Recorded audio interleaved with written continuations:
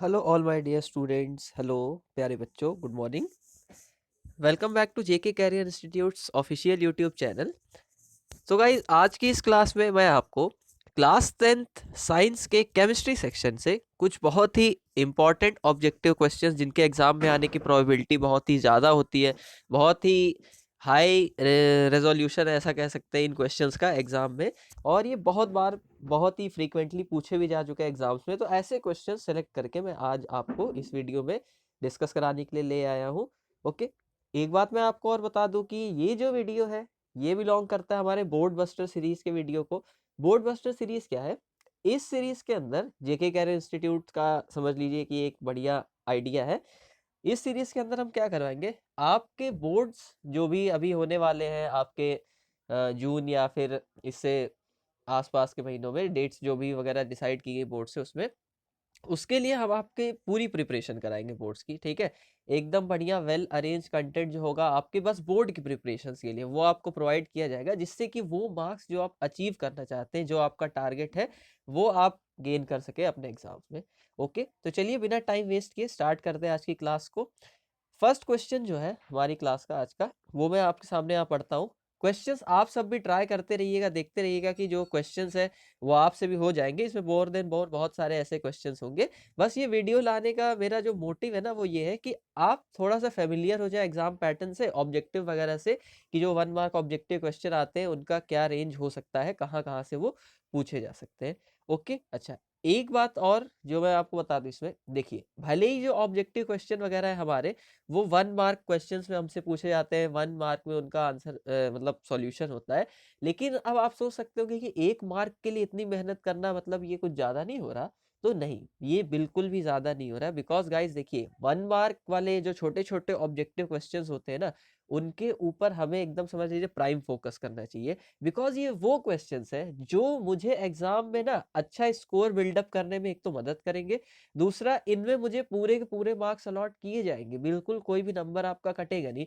Suppose that अगर ये objective question 1 number का है, तो इसमें आपको पूरा 1 नंबर दिया जाएगा, वो 1 नंबर कोई आपसे छीनेगा नहीं। आ रही बात समझे? बट अगर यही कोई आप लॉन्ग आंसर टाइप क्वेश्चन वगैरह करते हैं, तो कोई गारंटी नहीं कि उसमें आपको फुल मार्क्स अलॉट किए जाए। आ रही ना बात समझ में? ठीक, ये तो एक बात है। दूसरी बात, ये जो वीडियो है वो सीबीएसई बोर्ड स्टूडेंट्स हो या फिर यूपी बोर्ड स्टूडेंट्स हो, सबके लिए बहुत ही बेनिफिशियल होगा। बिकॉज आप जैसा कि जानते हैं पैटर्न सेम है, एनसीईआरटी है दोनों बोर्ड्स में, तो ये बोथ द बोर्ड्स के स्टूडेंट्स के लिए बहुत ही अच्छा साबित होने वाला है। Okay, so let's start with the first question. पहला क्वेश्चन है, before burning in air the magnesium ribbon is cleaned bye rubbing with the sand paper two. आपसे कह रहा है कि एयर में जलाने से पहले लैब में मैग्नीशियम रिबन जो होता है उसकी सरफेस को क्लीन किया जाता है एक सैंड पेपर से घिस कर, ठीक है, रब करके। तो ऐसा क्यों किया जाता है? ओके, फर्स्ट ऑप्शन क्या है, make the ribbon surface shiner. नहीं, शाइन करे रिबन की सरफेस ऐसा कोई जरूरी नहीं, बिकॉज हमें उसे जलाना ही है, कोई एंटीक पीस बना के उसको जो है शोकेस में तो सजाना है नहीं, तो सरफेस शाइन करके हम क्या करवा लेंगे? तो बिल्कुल भी ये इसका आंसर नहीं होगा। ठीक है, ए इज रॉन्ग। दूसरा कह रहे हैं, remove the layer of magnesium oxide from the ribbon surface. Ribbon की सरफेस से मैग्नीशियम ऑक्साइड की लेयर को रिमूव करने के लिए, तो ये जो ऑप्शन है आपका, ये यहाँ पे करेक्ट होगा। ओके, रिबन की सरफेस से मैग्नीशियम ऑक्साइड की लेयर को रिमूव करने के लिए ही लैब में जो है मैग्नीशियम रिबन को जलाने से पहले उसे रब किया जाता है एक सैंड पेपर से। आई बात समझ में आपको? अब देखिए यहाँ पे क्या होता है, अगला ऑप्शन भी पढ़ लेते हैं। हमसे कह रहा है, remove the layer of magnesium carbonate from the ribbon surface, कि रिबन की सरफेस से मैग्नीशियम कार्बोनेट की लेयर को साफ करने के लिए। तो नहीं, ये इसका आंसर नहीं होगा बिल्कुल भी। बिकॉज देखिए होता क्या है ना, यहाँ पर कार्बन डाइऑक्साइड की जो रिएक्टिविटी होती है ना रिबन सरफेस के टुवर्ड्स, वो बहुत ही लेस होती है, बहुत ही कम होती है। ठीक है ना, तो ऐसा नहीं होगा कि मतलब हम जो है मैग्नीशियम कार्बोनेट की लेयर को वहां से रिमूव करने के लिए, हटाने के लिए इसका यूज करें। बात आ रही ना आपको समझ में? अच्छा, आगे देखिए यहाँ पे क्या होता है, कह रहा है remove the moisture from the ribbon surface. Ribbon की सरफेस से मॉइस्चर को रिमूव करने के लिए, तो ये भी बिल्कुल नहीं होने वाला यहाँ पे आंसर। मॉइस्चर वगैरह, मान लीजिए मैग्नीशियम रिबन को आपने किसी एयर टाइट कंटेनर वगैरह में स्टोर करके रखा है, तो मॉइस्चर वगैरह लगने का तो उस पर कोई चांस नहीं है। तो यहाँ से जो ऑप्शन बी होगा ना, remove the layer of magnesium oxide from ribbon surface, ये हमारा सही होने वाला है। यहाँ से आगे बात आपको समझ में? तो पहला क्वेश्चन यहाँ से इस तरह हमारा डन हो जाता है। और गाइज ये ऐसा क्वेश्चन है जो कि बहुत बार पूछा भी जा चुका है एग्जाम्स में, फ्रीक्वेंसी बहुत ज्यादा रही है इस क्वेश्चन की। आई ना बात समझ में? ओके चलिए सेकंड क्वेश्चन पे हम आ जाते हैं। यहाँ पे सेकंड जो हमारा क्वेश्चन है उसमें हमसे कह रहा है in a chemical reaction between sulphuric acid and barium chloride solution the white precipitate formed are of. कह रहा है कि जब हम बेरियम क्लोराइड की रिएक्शन सल्फ्यूरिक एसिड सॉल्यूशन के साथ में करवाते हैं तो एक व्हाइट कलर का प्रेसिपिटेट बनता है।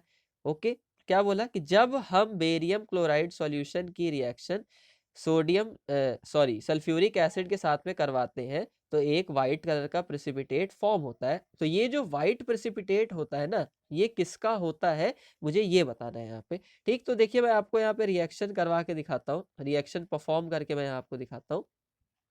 जब देखिए बेरियम क्लोराइड रिएक्शन करता है सल्फ्यूरिक एसिड के साथ में, तो barium chloride is nothing but BaCl2, जो कि आपको क्या देने वाला है, Ba+2 आयंस और उसी के साथ में Cl- आयंस। ओके अगर हम बात करें H2SO4 की, तो देखिए H2SO4 मतलब सल्फ्यूरिक एसिड, यहां से मुझे मिलेंगे H+ और Cl- आयंस। ठीक है, H+ और Cl- आयन। अब देखिए ये जो H+ है ये रिएक्ट करेगा इस Cl, ओ सॉरी यहाँ पे H2SO4 से मुझे Cl- नहीं SO4- आयन मिलेगा because sulphate ion is present. Okay तो ये जो H+ है वो Cl- के साथ रिएक्ट करके क्या फॉर्म करेगा, HCl। और ये जो Ba+2 आयन है ये इस सल्फेट आयन के साथ में रिएक्शन करके बनाएगा क्या, BaSO4। Okay barium sulphate. तो देखिए ये जो व्हाइट प्रेसिपिटेट मिलने वाला है ना यहाँ पे स्टूडेंट्स आपको, वो किसका मिलेगा, आपको BaSO4 का मिलेगा। BaSO4 का ही व्हाइट पीपीटी यहाँ से हमें मिलता है and BaSO4 is nothing but barium sulphate. तो ऑप्शन बी बेरियम सल्फेट जो है यहाँ पे ये हमारा करेक्ट हो जाएगा। आ रही ना बात समझे, barium sulphate is the correct answer for this question. समझ में आ रही बात आप सबको, बिल्कुल समझ में आ रही होगी। अब ये भी एक बहुत ही अच्छा ऑब्जेक्टिव क्वेश्चन है, ये भी कई बार पूछा गया, फ्रीक्वेंसी इसकी भी काफी ज्यादा रही है। ओके चलिए अब हम लोग आगे बढ़ जाते हैं। नेक्स्ट क्वेश्चन जो है हमारा question number third. Question number third में हमसे क्या बोल रहा है, the respiration process during which glucose undergoes slow combustion by combining with oxygen in the cells of our body to produce energy is a kind of. ठीक है, question की language काफी बड़ी है बट क्वेश्चन बहुत ही सिंपल है। इसमें देखिए हमसे क्या कह रहा है, आप सबने लाइफ प्रोसेस बायो में पढ़ा है कि हम ह्यूमन बीइंग्स में होता है एरोबिक रेस्पिरेशन, जिसमें ग्लूकोज का ब्रेक डाउन किया जाता है with the help of oxygen in mitochondria. ठीक है, सेल के पावर हाउस में उसका डीकम्पोजिशन किया जाता है, ऑक्सीडेशन कराया जाता है बेसिकली ग्लूकोज का। और ग्लूकोज किसमें बदलता है, कार्बन डाइऑक्साइड में और वाटर में, और कुछ अमाउंट ऑफ एनर्जी यहाँ से रिलीज होती है। ठीक है, अब ये हमसे वही बोल रहा है कि रेस्पिरेशन के दौरान ये जो प्रोसेस होती है ह्यूमन बॉडी के सेल्स में, ये किस टाइप की प्रोसेस है, ये एक्सोथर्मिक है, एंडोथर्मिक है, रिवर्सिबल है, या फिर एक फिजिकल प्रोसेस है। तो देखिए फिजिकल प्रोसेस तो ये हो नहीं सकता, आ रही ना बात समझ में, तो ऑप्शन डी तो आप ऐसे ही यहाँ से एकदम नेग्लेक्ट कर सकते हैं। अच्छा रिवर्सिबल प्रोसेस की अगर बात करें, तो ये जो सेल में जब ये प्रोसेस होती है ना, तो ये प्रोसेस रिवर्सिबल नेचर की भी नहीं होती है, बिकॉज अब वहां पे एक बार कार्बन डाइऑक्साइड वाटर बन गया ना, तो हम दोबारा उसको कंबाइन करके ग्लूकोज नहीं बनाते। ठीक है, दोबारा से ग्लूकोज उससे नहीं बनाया जाता, मतलब ये रिवर्सिबल प्रोसेस भी नहीं होगा। ओके अब आता है एक्सोथर्मिक और एंडोथर्मिक, सी और डी ऑप्शंस को तो देखिए हम यहाँ से देखते ही नेग्लेक्ट कर सकते हैं।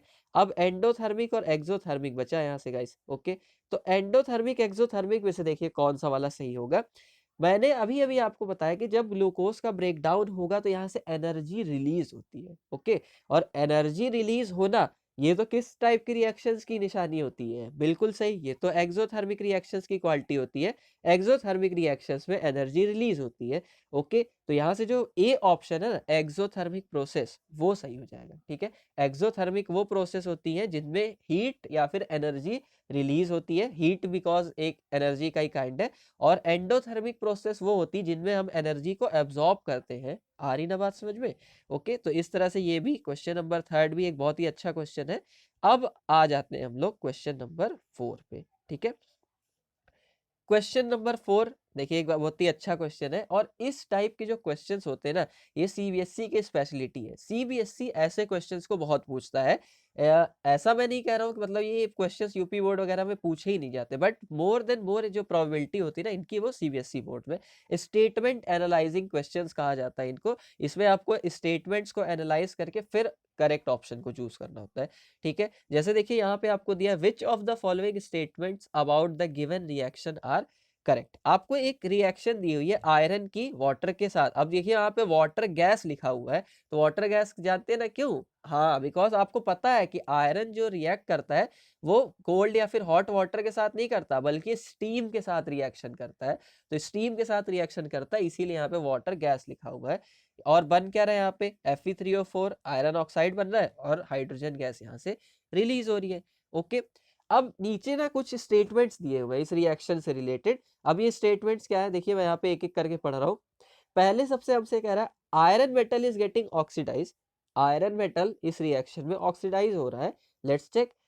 आप देख रहे हैं कि रिएक्टेंट साइड में, देखिए यहाँ पर रिएक्टेंट साइड में देखिए क्या हो रहा है, यहाँ पे Fe है ये, और Fe जो है वो प्रोडक्ट साइड में आके Fe3O4 में कन्वर्ट हो रहा है। मतलब यहाँ पे ऑक्सीजन का एडिशन हो रहा है Fe में, और एडिशन ऑफ ऑक्सीजन जब होता है किसी चीज में तो उस चीज का ऑक्सीडेशन होता है।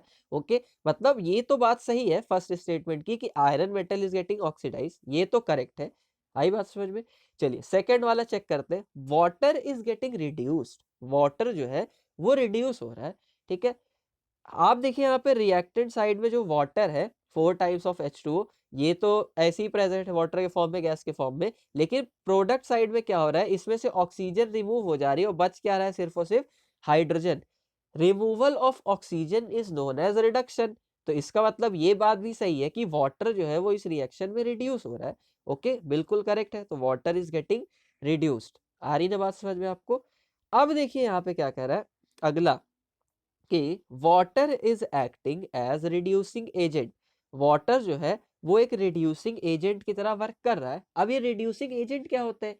रिड्यूसिंग एजेंट वो सब्सटेंसेस होते हैं जो सामने वाले को रिड्यूस करवाते हैं, किसी को रिड्यूस करवाते हैं, और खुद किसी रिएक्शन में क्या होते हैं, ऑक्सीडाइज होते हैं। ओके, लेकिन यहाँ पे इस रिएक्शन में जो वाटर है वो तो रिड्यूस हो रहा है ना, वो ऑक्सीडाइज तो हो नहीं रहा है। तो रिड्यूस हो रहा है तो ये रिड्यूसिंग एजेंट की तरह वर्क नहीं करेगा, क्योंकि जो खुद रिड्यूस होता है वो ऑक्सीडाइजिंग एजेंट होता है। मतलब थर्ड स्टेटमेंट जो है ना मेरा, वो यहाँ से रॉन्ग है। वो कैसा है? इनकरेक्ट है। अब आते हैं फोर्थ स्टेटमेंट पे, water is acting as oxidising agent. तो ये स्टेटमेंट हमारा करेक्ट होगा, बिकॉज आपने अभी देखा वाटर खुद रिड्यूस हो रहा है, और जो चीज खुद रिड्यूस होती है वो ऑक्सीडाइजिंग एजेंट की तरह वर्क करती है। और यहाँ से आप देख भी सकते हैं क्लियरली कि यही वाटर का जो ऑक्सीजन है ना, वही जाके ऐड हुआ है आयरन में। मतलब वाटर ने ही आयरन को ऑक्सीडाइज करवाया है। तो water is acting as oxidising agent. अब हमसे क्या बोला था कि statement about the given reaction are correct. Correct वाले स्टेटमेंट कौन कौन है? फर्स्ट वाला, सेकेंड वाला और फोर्थ वाला। तो first, second and fourth means option C जो है ना हमारा, वो यहाँ से क्या होगा, करेक्ट होगा। Option C is correct. बात आ रही है आपको समझ में? बिल्कुल अच्छा, ये तगड़ा एकदम क्वेश्चन है, इंपॉर्टेंट क्वेश्चन, आप इसको बना सकते हैं। आई ना बात समझ में? एकदम बढ़िया, भौकाली। समझ में आ गई बात? चलिए अब हम लोग आगे बढ़ते हैं, नेक्स्ट क्वेश्चन पे आ जाते हैं अपने। अगला मींस क्वेश्चन नंबर 5 जो है यहाँ पर, क्वेश्चन नंबर 5 भी देखिए एक बहुत ही अच्छा क्वेश्चन है, बहुत ही तगड़ा क्वेश्चन है। इसमें हमसे क्या बोला, which of the following are exothermic process. ठीक है, एक्सोथर्मिक प्रोसेस के बारे में बात कर रहा है, और ये भी एक स्टेटमेंट एनालाइजिंग टाइप क्वेश्चन है। मतलब हमें डिफरेंट डिफरेंट स्टेटमेंट्स को एनालाइज करके फिर आंसर देना है यहाँ पे इस क्वेश्चन का। ओके, तो स्टेटमेंट एनालाइज करना है, कोई बात नहीं, चलिए करते हैं। क्या हमें ढूंढना है? एक्सोथर्मिक प्रोसेस इसमें से कौन कौन सी है। सबसे पहला, reaction of water with quick lime. Reaction of water with quick lime कैसी रिएक्शन होती है? हाँ, आप सबको पता होगा कि it is a kind of exothermic reaction. क्योंकि देखिए क्विक लाइम, ये क्विक लाइम क्या होता है? Calcium oxide. जी हाँ, ये वही कैल्शियम ऑक्साइड है जो कि हमारे घरों में व्हाइट वॉशिंग के लिए यूज होता है, कॉमन लैंग्वेज में जिसे हम चूना कहते हैं। और आपने देखा होगा कि जब भी चूना यानी क्विक लाइम कैल्शियम ऑक्साइड को पानी में घोला जाता है ना, तो जो भी पेंटर होता है ना, वो इसे हाथ से नहीं घोलता है, बल्कि किसी लकड़ी या फिर किसी रॉड की हेल्प से उसे बाल्टी में डाल के, या जो भी बर्तन जिससे वो यूज कर रहा है पेंटिंग के लिए, उसमें तब उसको मिक्स करता है, क्योंकि उसे पता है कि अगर वो उसमें हाथ डालेगा तो उसकी स्किन वगैरह डैमेज हो सकती है, इतनी हीट रिलीज होती है इस प्रोसेस के दौरान, ठीक है ना। तो reaction of water with quick lime ये एक एक्सोथर्मिक प्रोसेस होगी, आप सभी ध्यान में रख सकते हैं। इसका व्हाइट वॉशिंग में यूज होता है कैल्शियम ऑक्साइड, इसी से ध्यान रख लीजिए। ओके, मतलब फर्स्ट इज करेक्ट। अच्छा, दूसरा आता है डाइल्यूशन ऑफ एन एसिड, किसी एसिड का डाइल्यूशन, तो ये भी देखिए एक एक्सोथर्मिक रिएक्शन होती है, ठीक है ना। आप सबने पढ़ा होगा dilution of acid, acid base salt chapter में, जिसमें आपको एक सख्त वार्निंग दी जाती है कि जब भी आप किसी एसिड को डाइल्यूट करें तो डाइल्यूशन के समय क्या करें, एसिड में पानी मत मिलाइए, बल्कि पानी में एसिड को धीरे धीरे करके मिलाया जाता है, ठीक है ना। क्योंकि अगर आप एसिड में पानी मिलाएंगे तो एसिड के ढेर सारे अमाउंट के साथ में वाटर का एक स्मॉल अमाउंट इंस्टेंट कांटेक्ट में आएगा और बहुत तेजी से हीट यहाँ रिलीज होगी, बिकॉज पूरा का पूरा एसिड चाहेगा कि मैं उसी वाटर के थ्रू जो है डाइल्यूट हो जाऊं। तो यहाँ पे बहुत तेज प्रोसेस होने की वजह से हीट ज्यादा रिलीज होती है और एसिड के स्प्लैशेस वगैरह आपके स्किन वगैरह पे पड़ सकते हैं, इसीलिए जो है हम हमेशा पानी के अंदर एसिड को बनाते हैं। आ रही बात समझ में? तो dilution of an acid is exothermic process. अच्छा, दो तो हो गया। अगला देखिए इवेपोरेशन ऑफ वाटर, तो इवेपोरेशन ऑफ वाटर मतलब लिक्विड का कन्वर्ट होना वेपर में, वाटर लिक्विड से किसमें कन्वर्ट होना, वाटर वेपर्स में। तो ये देखिए ना एक कैसी प्रोसेस होती है, गेस करके जरा सा आप सभी बताइए ये किस टाइप की प्रोसेस होगी। हाँ, तो अगर आपका आंसर है it is a exothermic process तो ये गलत होगा। Okay, evaporation of water is a kind of endothermic process, ये एक्सोथर्मिक नहीं होता, क्योंकि देखिए वाटर को ना मैं जब हीट करूंगा, उसे हीट प्रोवाइड करूंगा, तब जाके वो वेपर में कन्वर्ट होता है, पहले से ही नहीं हो जाता कन्वर्ट। ओके, तो it is a endothermic process. और fourth, sublimation of camphor crystal.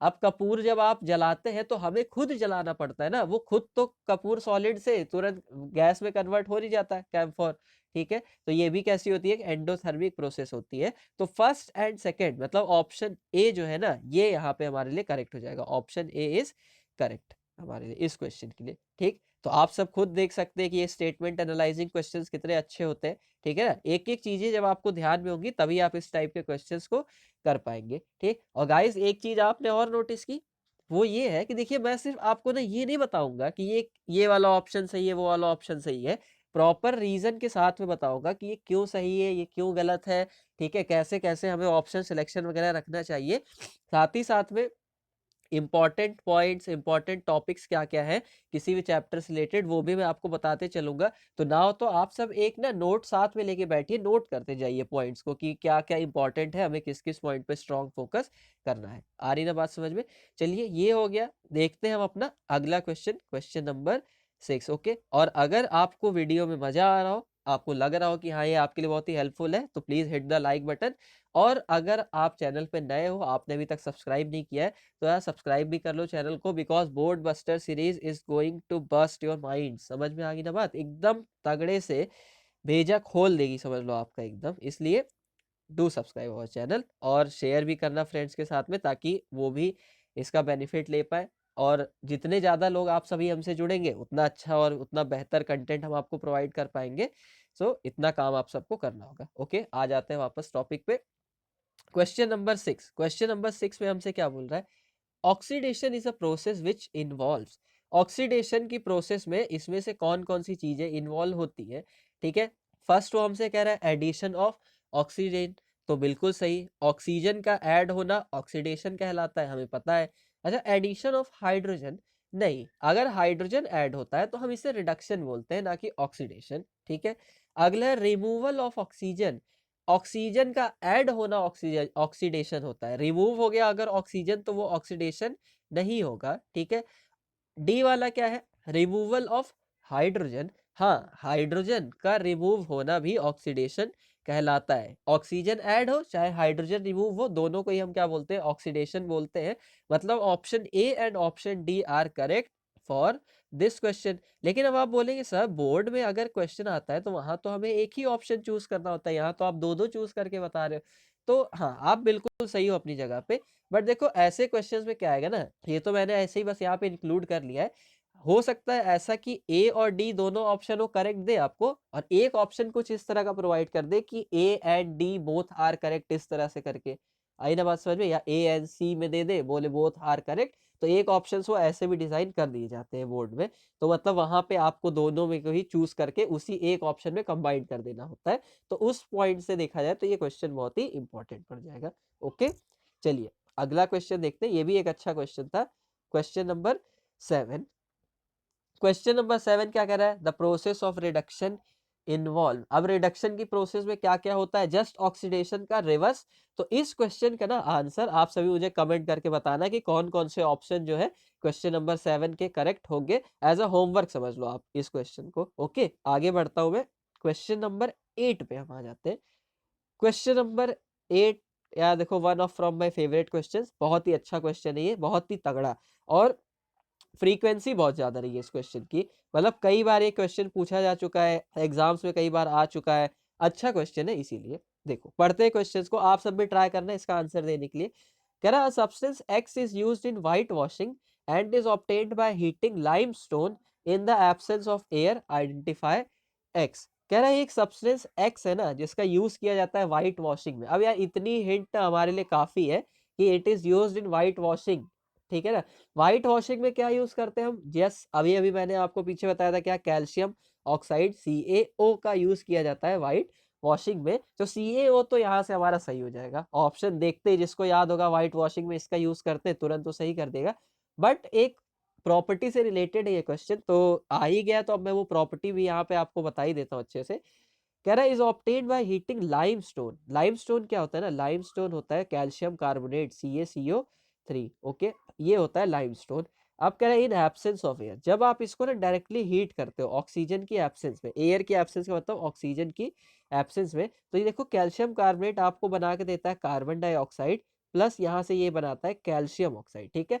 यही नहीं, कोई भी इनफैक्ट कोई भी मेटल कार्बोनेट हो ना, जब आप उसको एयर की एब्सेंस में हीट कराते हो तो वो आपको मेटल का ऑक्साइड, जैसे यहाँ मेटल कौन है, कैल्शियम, तो हमें मिला कैल्शियम ऑक्साइड और कार्बन डाइऑक्साइड रिलीज करके देता है। बात आ रही ना समझ में, तो इसी प्रॉपर्टी के ऊपर ये वाला हमारा क्वेश्चन यहाँ पे बेस्ड है।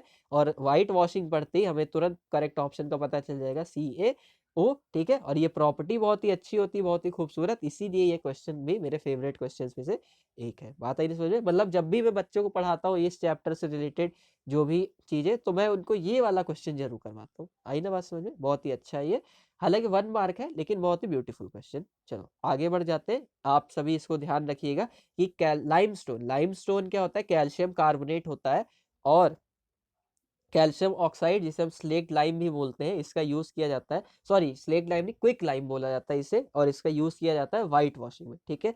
स्लेट लाइम क्या होता है, ये जो कैल्शियम हाइड्रोक्साइड यहाँ दिख रहा है CaOH का होल ट्वाइस, इसको हम लोग बोलते हैं quick lime, I sorry slate lime, ठीक। Quick lime is calcium oxide, slate lime is CaOH का whole twice calcium hydroxide, and lime stone is calcium carbonate. एकदम दिमाग में अच्छे से बैठा लो, आई बात समझ में।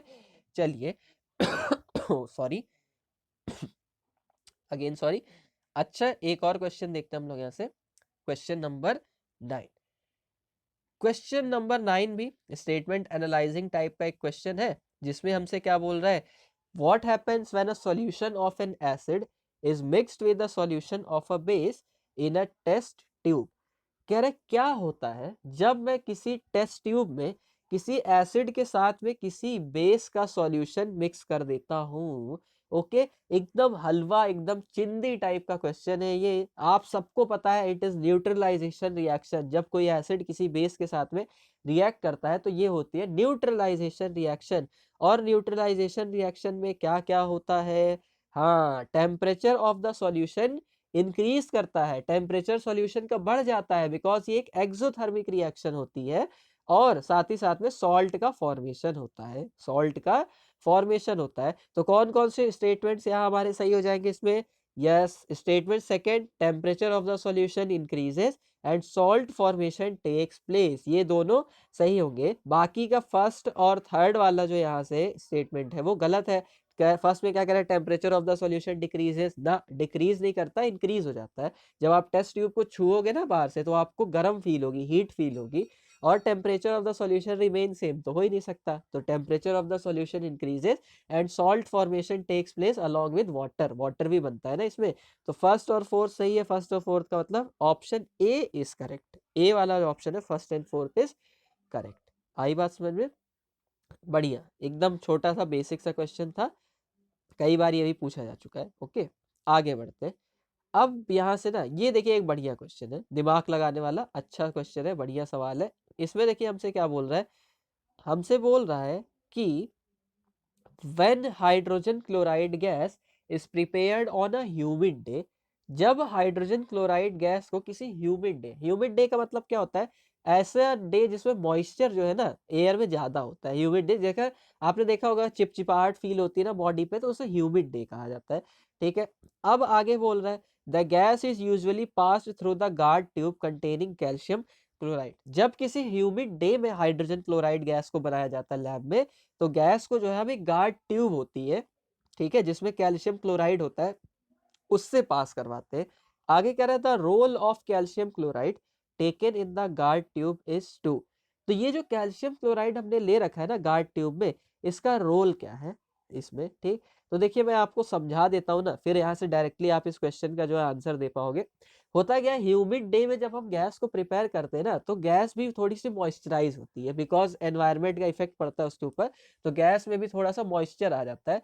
अब ये मॉइस्चर वाली जो गैस है ना, मान लो हमें ऐसी गैस का काम है जिसमें मॉइस्चर ना हो, हमें ड्राई HCl गैस चाहिए, तो इस मॉइस्चर को रिमूव करने के लिए ना गैस को गार्ड ट्यूब में से होके फ्लो करवाया जाता है। अब गार्ड ट्यूब में जो देखो कैल्शियम क्लोराइड होता है, ये कैल्शियम क्लोराइड जो होता है ना, वो डिहाइड्रेटिंग एजेंट का वर्क करता है। किसका वर्क करता है? डिहाइड्रेटिंग एजेंट का। डिहाइड्रेटिंग एजेंट्स क्या होते हैं? ये वो सब्सटेंस होते हैं जो किसी भी चीज में से वाटर को एब्जॉर्ब कर लेते हैं, डिहाइड्रेट कर देते हैं। ठीक है, H2SO4 जो होता है ना, सल्फ्यूरिक एसिड, वो भी जो है डिहाइड्रेटिंग एजेंट होता है, बहुत ही अच्छा। इसीलिए आप कभी देखना लैब में, अभी हो सकता है आपने देखा भी हो या आगे देखोगे, कि अगर कोई ऐसी रिएक्शन करवानी होती है ना जिसमें वाटर की जरा सी भी जरूरत ना हो, तो टेस्ट ट्यूब को ना पहले सल्फ्यूरिक एसिड के सॉल्यूशन में से डुबा के निकाल दिया जाता है, ताकि उसमें जो थोड़ा बहुत मॉइस्चर वगैरह हो वो खत्म हो जाए। ठीक, क्योंकि H2SO4 क्या है? डिहाइड्रेटिंग एजेंट है। तो यहां से अब आप ऑप्शन अगर सेलेक्ट करना चाहो तो क्या सिलेक्ट कर सकते हो? सी वाला, absorb moisture from the gas, ये वाला सही होगा यहाँ पे। ठीक है, इस क्वेश्चन के लिए करेक्ट आंसर ये होगा। ए पढ़ सकते हो आप, एब्जॉर्ब द इवॉल्व गैस, नहीं भैया वो गैस ही एब्जॉर्ब कर लेगा, तो हम फ्लो क्यों करवाएंगे? गैस हमने बनाई क्यों? अपने काम के लिए, उसको एब्जॉर्ब कराने के लिए थोड़ी ना। तो ये गलत होगा। Moisture the gas, already gas में इतना मॉइस्चराइजेशन है, तो हम पहले और उसको क्यों मॉइस्चर देंगे? तो ये भी गलत होगा। ठीक है, डी वाला, absorb chloride ions from the evolve gas, नहीं क्लोराइड आयंस को अगर एब्जॉर्ब कर लेंगे हम HCl में से, तो बचेगा सिर्फ हाइड्रोजन आयन, फिर तो वो हाइड्रोक्लोरिक गैस बची ही नहीं ना, और हमें काम किसका? हाइड्रोक्लोरिक गैस का, हाइड्रोजन क्लोराइड का। ठीक, तो इसलिए हम क्या कराएंगे, यहाँ से सी ऑप्शन को करेक्ट कर देंगे। ये तीनों चीजें गलत है, बाकी सी वाला सही है, और ये एक बहुत ही अच्छा इंपॉर्टेंट क्वेश्चन है, तो इसको भी आप सब ध्यान में रखना। ओके, चलिए बढ़िया, एक और अच्छा क्वेश्चन था। अब हम लोग आ जाते हैं क्वेश्चन नंबर 11 पे। क्वेश्चन नंबर 11 भी अगेन एक बहुत ही अच्छा, one of from my favourite questions की लिस्ट में ये भी शामिल है। इसमें देखिए क्या कह रहा है, which one of the following salt doesn't contain water of crystallisation. Okay, इसमें से कौन सा सॉल्ट जो है ना, वो अपने अंदर does not contain water of crystallisation, water of crystallisation जिसमें नहीं होता। ओके, कौन सा वाला होगा वो? अब देखिए ये क्वेश्चन आप तब कर सकते हो ना, जब आपको इसमें जो नीचे चारों चीजें लिखी हुई है, blue vitriol, baking soda, washing soda, gypsum, इन सब के ना केमिकल फॉर्मूले पता हो। बिकॉज केमिकल फॉर्मूला पता होगा तभी आप बता पाओगे कि किसमें वाटर ऑफ क्रिस्टलाइजेशन है और किसमें नहीं है। ओके, तो चलिए शुरुआत करते हैं। अच्छा, वाटर ऑफ क्रिस्टलाइजेशन आपको पता है ना क्या होता है? पता है, हाँ, वो एडिशनल वाटर मॉलिक्यूल्स जो कि किसी सॉल्ट के क्रिस्टलाइजेशन के समय उससे डायरेक्टली जुड़ जाते हैं, लूजली बॉन्डेड होते हैं, उन्हें हम क्या बोलते हैं? वाटर ऑफ क्रिस्टलाइजेशन बोलते हैं। नाम में ही पता है ना, वाटर ऑफ क्रिस्टलाइजेशन, मतलब ये वो वाटर है जो क्रिस्टलाइजेशन के टाइम पे जुड़ गया है सॉल्ट से। ठीक है, अब देखिए यहाँ से हम सही देखना चाहें तो कौन होगा? ब्लू विट्रॉल की देखिए अगर बात करें, तो ब्लू विट्रॉल का फॉर्मूला होता है CuSO4 .5H2O और ये जो 5H2O यहाँ दिख रहा है ना, 5 वाटर मॉलिक्यूल्स, ये कॉपर सल्फेट के क्रिस्टल से डायरेक्टली जुड़ गए हैं। इसी को हम क्या बोलते हैं, वाटर ऑफ क्रिस्टलाइजेशन बोलते हैं। तो मतलब ब्लू विट्रॉल में तो वाटर ऑफ क्रिस्टलाइजेशन है, लेकिन हमसे पूछ रहा है वो वाला बताओ जिसमें नहीं है।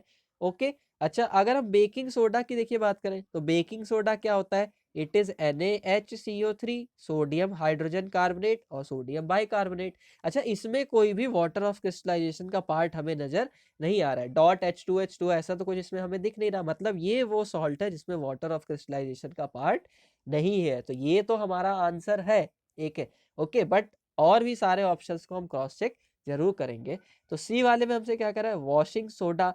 वॉशिंग सोडा देखिए क्या होता है, सोडियम कार्बोनेट डेकाहाइड्रेट Na2CO3.10H2O, और इसमें ये जो .10H2O है ये भी क्या है, वाटर ऑफ क्रिस्टलाइजेशन ही है।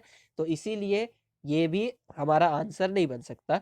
ठीक है, जिप्सम। जिप्सम क्या होता है, हाँ ये वही है जिससे पीओपी बनाते हैं, सीमेंट वगैरह भी जिप्सम से बनाया जाता है। और जिप्सम का फॉर्मूला क्या होता है, CaSO4 कैल्शियम सल्फेट डाईहाइड्रेट.2H2O। तो इसमें भी डाईहाइड्रेट, 2 वाटर मॉलिक्यूल्स जुड़े हैं, वाटर ऑफ क्रिस्टलाइजेशन है, तो ये भी हमारा आंसर नहीं हो सकता। Sorry, means the only correct option is B, जो कि हमारा आंसर है बेकिंग सोडा NaHCO3, इसमें वाटर ऑफ क्रिस्टलाइजेशन बिल्कुल भी नहीं होता है। तो ये करेक्ट हो जाएगा यहाँ से हमारे लिए। ओके, बात आ रही ना आपको समझ में? तो बढ़िया लगा ये क्वेश्चन, और अगर आपने अभी तक वीडियो को लाइक नहीं किया है तो make sure to like the video. Okay, आगे आ जाते हैं हम लोग क्वेश्चन नंबर 12 पे। क्वेश्चन नंबर 12 में ये भी एकदम समझ लीजिए बेसिक सा सिंपल सा क्वेश्चन है, कोई दिक्कत नहीं होगी आपको इस क्वेश्चन को सॉल्व करने में। क्वेश्चन पढ़िए आप सभी। क्वेश्चन में क्या कह रहा है हमसे, in terms of acidic strength, acidic strength के टर्म में ये बताइए कि इनमें से कौन सा जो है वो करेक्ट इंक्रीजिंग ऑर्डर होगा एसिडिक स्ट्रेंथ का। ठीक है, एसिडिक स्ट्रेंथ का करेक्ट इंक्रीजिंग ऑर्डर हमें यहाँ पे बताना है। तो देखिए A B C और D चारों ऑप्शंस में अगर आप देखिए तो बस हमें गिनी चुनी 3 ही चीजें नजर आ रही है। एक चीज कौन है, वाटर है। ठीक है, एक चीज का नाम है वाटर, दूसरी चीज का नाम है एसिटिक एसिड, मतलब CH3COOH, जिसका कॉमन नेम होता है विनेगर, या IUPAC में जिसे हम एथेनोइक एसिड के नाम से भी जानते हैं। और दूसरा सॉरी तीसरा जो नजर आ रहा है वो है HCl, यानी कि हाइड्रोक्लोरिक एसिड। ठीक है, increasing order of acidic strength बताना है। तो देखिए इस वाटर, एसिटिक एसिड और हाइड्रोक्लोरिक एसिड में सबसे तगड़ा एसिड तो कौन है, HCl है। देखिए अगर आपने एसिड बेस सॉल्ट से ना ये वाला पोर्शन नहीं पढ़ा है, relative strength of acids and bases वाला, कि कौन कितना तगड़ा एसिड है कौन कितना तगड़ा बेस है, तो ये पोर्शन देखिए आप सभी जरूर पढ़ लीजिएगा, बिकॉज ये ना बहुत ही इंपॉर्टेंट पोर्शन है पूरे चैप्टर्स में से। आगे बात समझ में, तो HCl सबसे स्ट्रॉन्ग बेस होता है, तगड़ा है। अमंग दीज जो भी यहाँ वाटर CH3COOH दिए, HCl इन सब में सबसे तगड़ा कौन है, HCl हाइड्रोक्लोरिक एसिड। तो मतलब ये तो सबसे बाद में ही प्लेस होगा। अब ये सबसे बाद में होगा तो मतलब देखिए ऑप्शन ए और ऑप्शन सी, जिसमें हाइड्रोक्लोरिक एसिड को सबसे बाद में रखा गया है, इसी में से कोई ना कोई एक हमारे लिए करेक्ट होगा। बाकी डी और जो बी वाले ऑप्शन है ये तो हमारे लिए कैसे होंगे, रॉन्ग होंगे। ओके, अब आता है वाटर और एसिटिक एसिड में वीक कौन है, सबसे वीक कौन है वाटर और एसिटिक एसिड में। तो देखिए वाटर जो है ना वो सबसे वीक एसिड है, पानी ये सबसे वीक एसिड है। अगर ऐसा ना होता तब तो हम पानी पीते हमारा गला ही जल जाता, सही है ना। तो वाटर जो होगा वो एसिटिक एसिड के कंपैरिजन में कैसा है, वीक है। एसिड्स को तो हम पहचान भी सकते हैं, देखिए विनेगर आप सबने टेस्ट किया होगा, खट्टा होता है, और जो चीजें खट्टी होती है वो एसिड होती है अच्छी खासी। तो एसिटिक एसिड ना it is an organic acid, और जो कि वाटर से थोड़ा सा तगड़ा है, मतलब सबसे वीक एसिड है वाटर, फिर उसके बाद आएगा एसिटिक एसिड, फिर उसके बाद आएगा हाइड्रोक्लोरिक एसिड, मतलब option A is correct.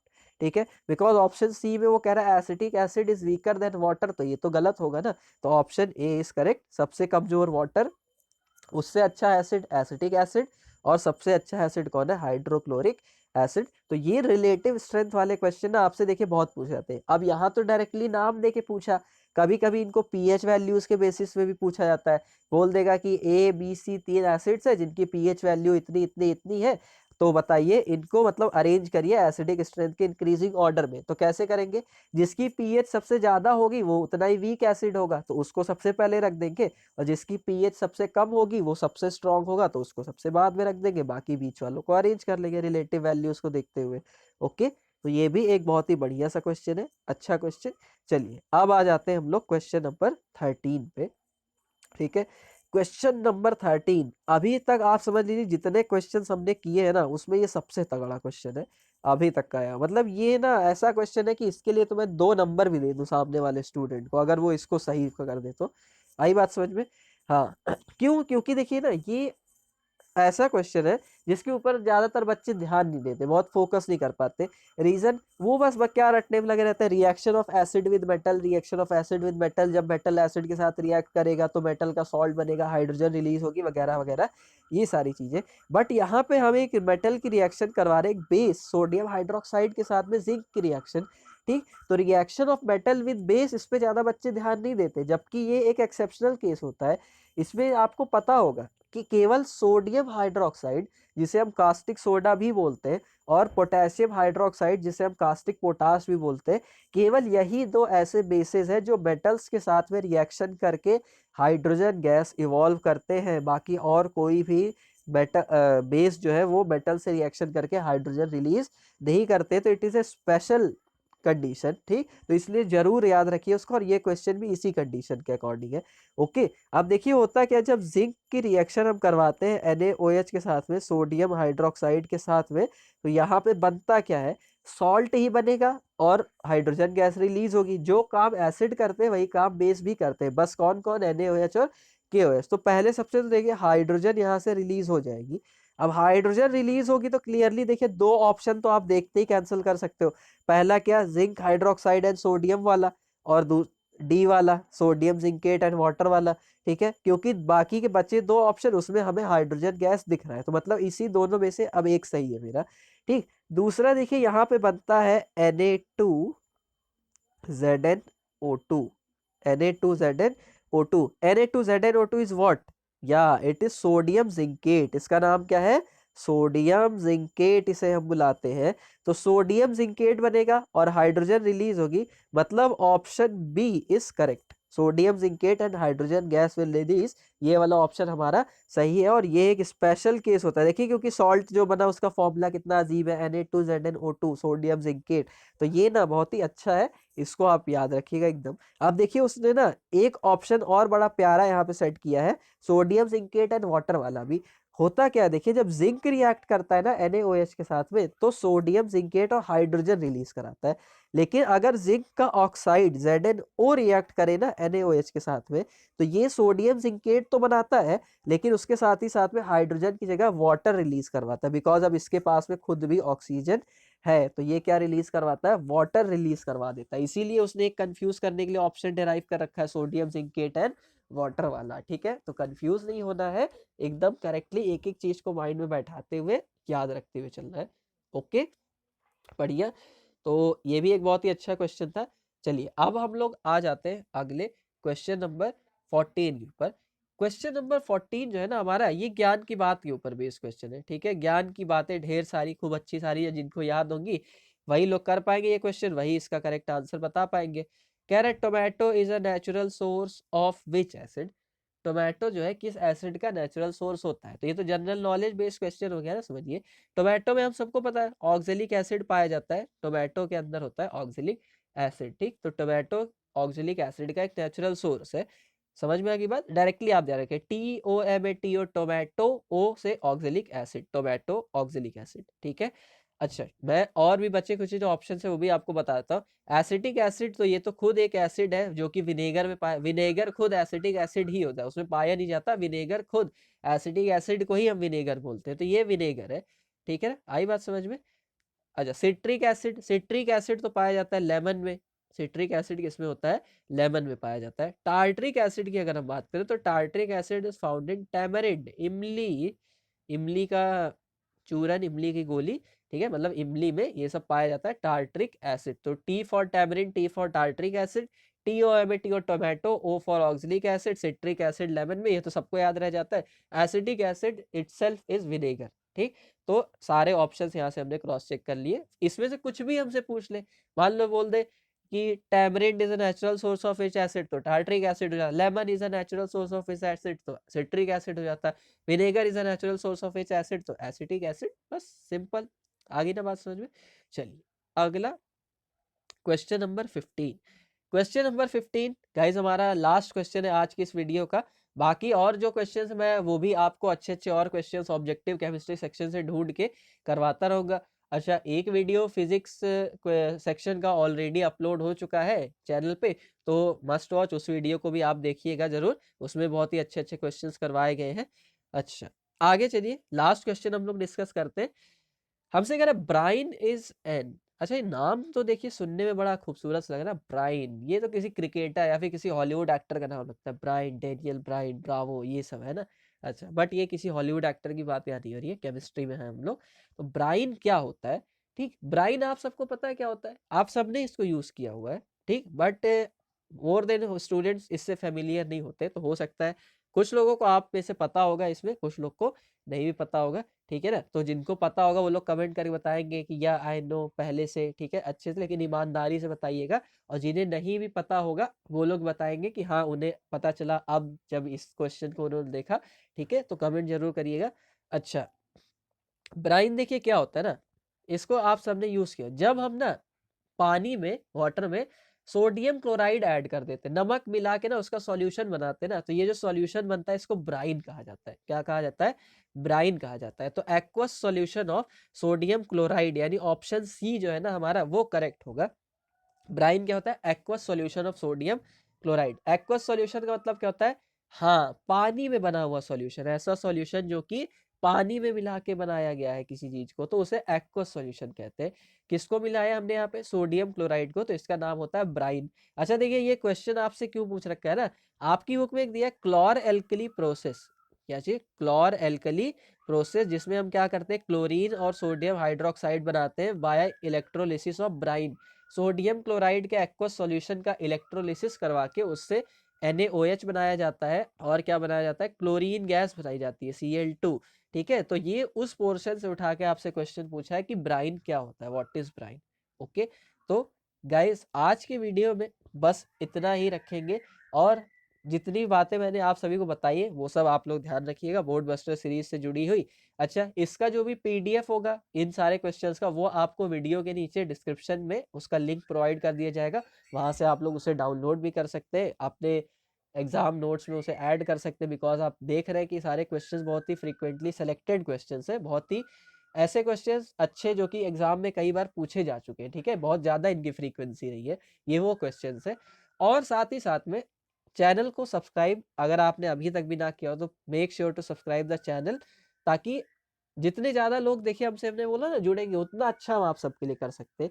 Okay, share भी करिएगा वीडियो को, और आप और अच्छे से हमसे कनेक्ट करने के लिए, इंटरेक्ट करने के लिए हमारा टेलीग्राम ग्रुप भी ज्वाइन कर सकते हैं, जिसका कि लिंक आपको नीचे वीडियो के डिस्क्रिप्शन में प्रोवाइड कर दिया जाएगा। तब तक के लिए बूस्ट एग्जाम प्रिपरेशंस, अच्छे से मेहनत करते रहिए, पढ़ते रहिए। मिलेंगे हम लोग अपनी वीडियो में अगली, टिल देन बाय।